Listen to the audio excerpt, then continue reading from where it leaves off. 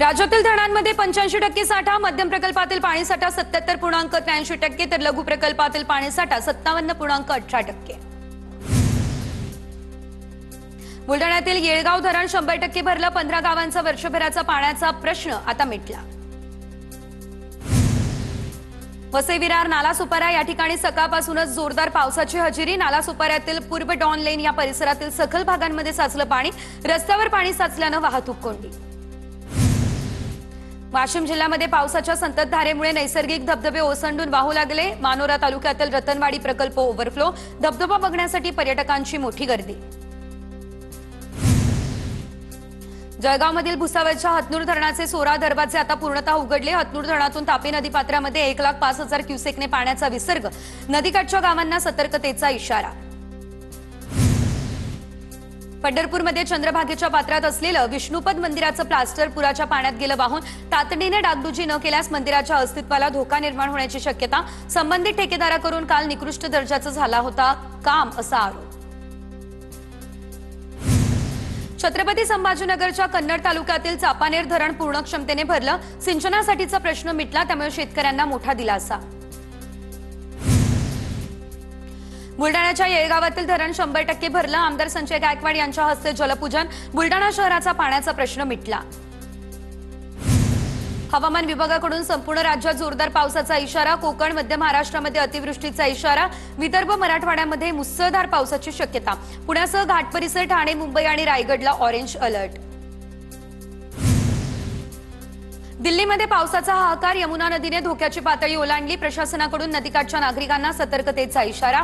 नागरिकांना तात्पुरत्या स्वरूपात राहण्यासाठी उभारण्यात आलेल्या टेंटमध्ये पाणी शिरलं, त्यामुळे गैरसोय.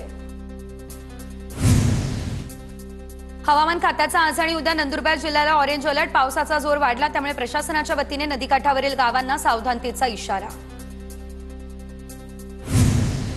वर्ध्यात सोयाबीन पिकावर विविध रोगांचा प्रादुर्भाव. पंचनामे करून नुकसान भरपाई देण्याची मागणी. दरम्यान संतप्त शेतकऱ्यांना शिवारात जनावरं चरण्यासाठी सोडली. चंद्रपूर शहरातील महत्वाचा झरपट नदीवरील जुना पूल ढासळला. भिवापूर बाबूपेठकडे जाणारा मार्ग सध्या बंद. पूल दुरुस्तीबाबत प्रशासनाकडे विनंती. गौरी गणपतीचं विसर्जन करून कोकणवासीय परतीच्या मार्गावर. लांजा शहरातील सीएनजी स्टेशनवर वाहनांच्या लांबच लांब रांगा. अनेक सीएनजी स्टेशनवरती गॅसचा तुटवडा. भंडाऱ्याच्या पालांदूर या ठिकाणी सरपंचांच्या पुढाकारानं ग्रामीण रुग्णालयाला मिळाले ईसीजी मशीन. 65 गावांमधील रुग्णांना होणार लाभ. धिवरखेडा या ठिकाणी सरपंच गणेश हत्तीमारे यांनी प्रशासनाकडे केला पाठपुरावा. नांदेड महानगरपालिकेची प्रारूप प्रभाग रचना जाहीर. 20 प्रभागांमध्ये 81 सदस्य. 15 सप्टेंबरपर्यंत आक्षेप दाखल करता येणार. बीडमध्ये अंबाजोगाईच्या तरुणाकडून सायबर बंधू वेबसाईट तयार. आधार, पॅन, मोबाईलच्या गैरवापराला आळा बसणार.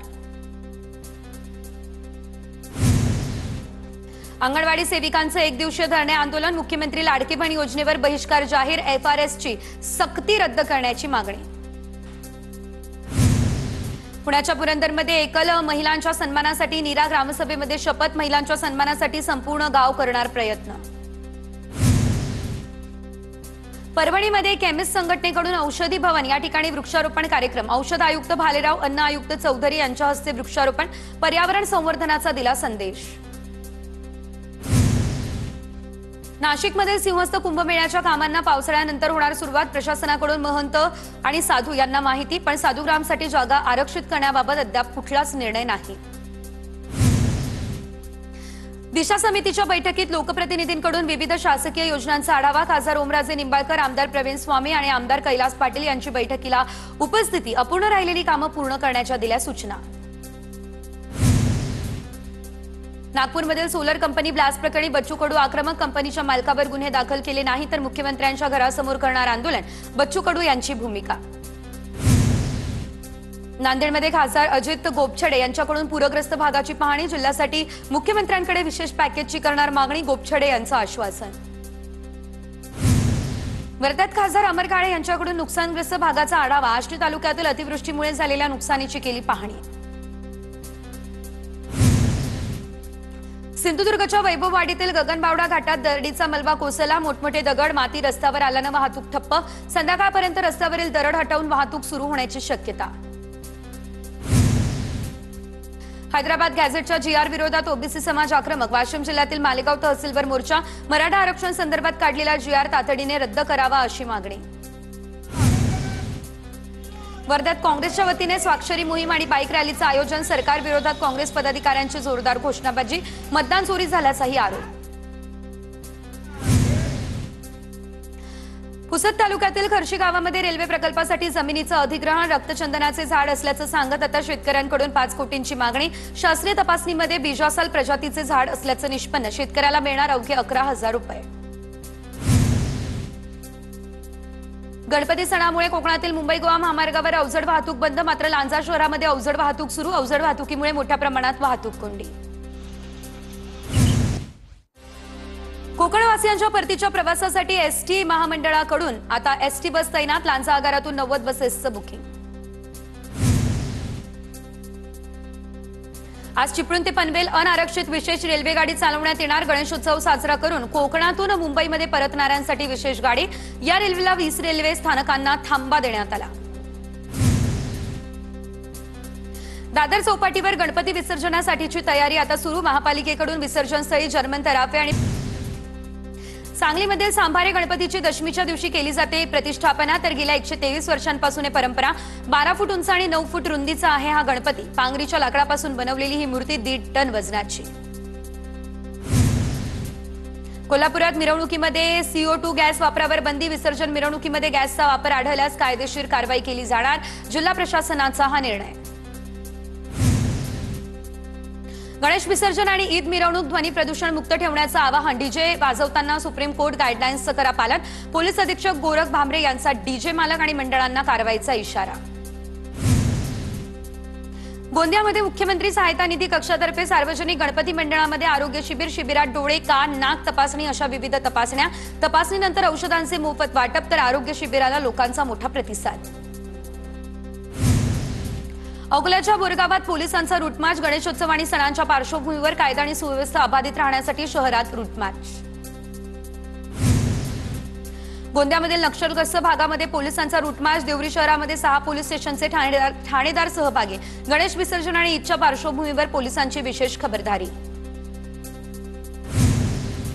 वाशिमच्या मानोरा शहरात जलजुलनी या परिवर्तनीय एकादशी उत्सव मोठ्या उत्साहात साजरा. राजस्थानी समाजाच्या वतीनं बालाजी मंदिरातून भगवान कृष्णाची शोभायात्राही काढण्यात आली. जळगाव महापालिकेत सार्वजनिक गणेश मंडळांच्या पदाधिकाऱ्यांची बैठक. तर प्रशासनाकडून सोयी सुविधा न मिळाल्याबद्दल पदाधिकाऱ्यांकडून नाराजी व्यक्त. धुळे शहरात रस्त्यांवर प्रचंड प्रमाणात खड्डे. विसर्जनाच्या मार्गावर मोठ्या प्रमाणात खड्ड्यांचं चित्र. नागरिकांकडून खड्डे बुजवण्याची मागणी. चंद्रपूर शहरात 5 सप्टेंबर रोजी ईद ए मिलादच्या आणि 6 सप्टेंबर रोजी गणेश विसर्जन मिरवणूक. आणि वाहतूक विभागाने मिरवणूक मार्गावरील वाहतुकीचे मार्गही आता बदललेत. गोंदिया नगरपालिकेच्या बाजार परिसरात दुकान आणि गाळ्यांचं विनापरवानगी दुमजली बांधकाम. 8 दिवसांमध्ये कारवाई न केल्यास JCB आणून बांधकाम तोडू. जिल्हाध्यक्ष सौरभ रोकडे यांचा इशारा. जळगावच्या भुसावळमध्ये टॉकीज परिसरातील विद्युत रोहित्राला लागली आग. उच्च दाबामुळे शॉर्ट सर्किट होऊन आग लागल्याचा अंदाज. परिसरातील वीज प्रवाह खंडित. धाराशिवच्या वनवंटी गावातील डोंगरावर वाघाचं दर्शन. गावामध्ये खळबळ. वन विभागाकडे बंदोबस्त करण्याची केली जाते मागणी. नागपूरमध्ये देह व्यापाराचा पर्दाफाश. एका पेढीमध्ये तरुणीची सुटका. तर आरोपी महिलेला गुन्हे शाखेच्या सामाजिक सुरक्षा विभागाच्या पथकानं घेतलं ताब्यात. जळगावमध्ये अवैध गांजा बाळगणाऱ्या आरोपीच्या मुसक्या आवळल्या. 15 किलो 525 ग्राम वजनाचा 93,150 रुपये किमतीचा गांजा जप्त. MIDC पोलिसांची ही कारवाई.